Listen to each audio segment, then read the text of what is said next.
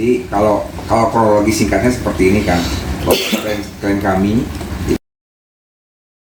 itu menjadi korban dugaan tindak pidana kekerasan dalam rumah tangga dan pengeroyokan oleh keluarganya sendiri. Adapun tindakan tersebut dilakukan oleh ayah kandung korban yang berinisial EE yang diduga ya, dan ibu tiri korban yang berinisial DS, paman korban atau adik kandung ayah korban yang berinisial IK, dan bibi korban adik kandung dari ayah yang berinisial LS, dan nenek korban atau ibu dari ayah yang berinisial T.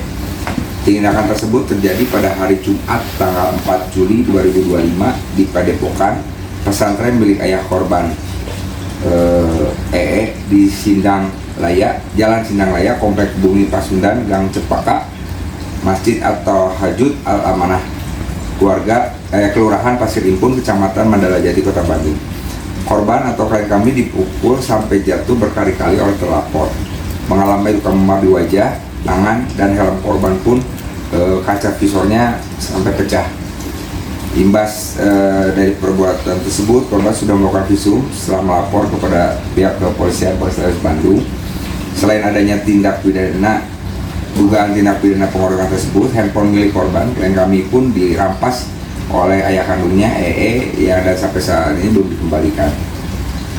Laporan yang dimaksud itu sudah kami laporkan di unit PPA Polrestabes Bandung dengan nomor LP_B_985_7_2025 SPKT Polrestabes Bandung Polda Jawa Barat pada tanggal 4 Juli 2025. Kemudian perbuatan para terduga terlapor melakukan tindak pidana dengan dasar hukum yang kita laporkan adalah pasal 44 Junto pasal 5 Undang-Undang Nomor 23 Tahun 2004 tentang perlindungan kekerasan dalam rumah tangga dan pasal 170 KUHP. Pengeroyokan itu. Jadi kalau melihat ini bukan hanya masalah internal keluarga, tapi ini sudah merupakan, kalau dugaan dari perbuatannya adalah dugaan tindak pidana yang serius. Saya dapat informasi ya Pak Ato terkait laporan yang masuk ke KPAID Jawa Barat, kekerasan dalam rumah tangga yang dilakukan oleh salah satu tokoh agama asal Bandung. Itu kira-kira seperti apa Pak Ato? Kang Aldi, dugaan kekerasan itu kami menerima informasi pengaduan dari salah satu keluarga kira-kira 1 bulan yang lalu. Betul, itu secara informal ya, bukan formal, secara informal kami dihubungi via telepon bahwa dugaan ada kekerasan yang dilakukan oleh salah satu tokoh agama kepada anaknya, dan itu sampai kepada kami, dan minta juga petunjuk dan arahan tentang bagaimana proses hukum dan pemulihan kondisi anak. Namun setelah proses itu dilakukan, sampai hari ini masih terus kami dalami, dan kronologis dan yang lain-lainnya juga kami masih belum melakukan komunikasi apapun dengan pihak keluarga. Tetapi saya yakinkan bahwa peristiwa itu berdasarkan dari pengakuan keluarga betul adanya dan memang terkonfirmasi ke forum KP Jawa Barat.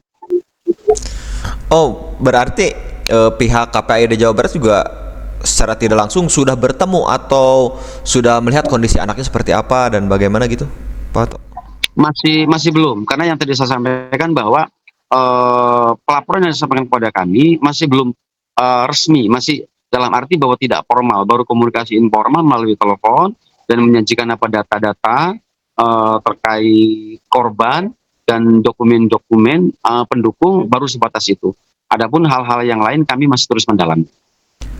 Oh, berarti baru lisan gitu ya, melalui ya, baru lisan menyampaikan informasi terkait dengan peristiwa ini, yang mengaku bahwa atas nama keluarga dari ananda korban, kemudian menyampaikan dari kronologis, proses hukum, dan yang lain-lainnya. Dan kami masih belum menindaklanjuti secara utuh, karena sampai hari ini kami juga masih belum menerima laporan secara resmi, dan tentu walaupun ini belum dilakukan pelaporan secara resmi, kami akan mencoba terus mendalami dan kami akan coba melakukan komunikasi intens dengan pihak keluarga korban.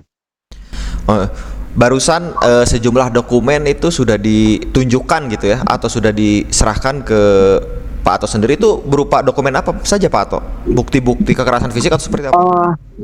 Ya, ya biasanya kan bahwa di dalam proses pelaporan itu dokumen-dokumen yang harus dilampirkan itu kan adalah seperti KTP, ya akte dan KK dan yang lain-lainnya. Terus kemudian dokumen-dokumen yang memang terkait dugaan adanya kekerasan, gitu. Sehingga di situ kami juga disampaikan dari pihak keluarga bahwa foto-foto yang memang pada saat anak itu dilakukan pemeriksaan kesehatan oleh pihak medis itu juga disampaikan kepada kami. Sehingga memang kami menduga apabila dilihat dari foto tindakan kekerasannya itu ada. Oh, ini kalau boleh tahu kapan KPAID Jabar sendiri ini mendapat informasi tersebut? Ya. Tepatnya gitu tanggal berapa? Tanggalnya kita masih belum ini ya, kita mesti cek dulu. Tapi kira-kira mungkin 1 bulan yang lalu, 1 bulan yang lalu.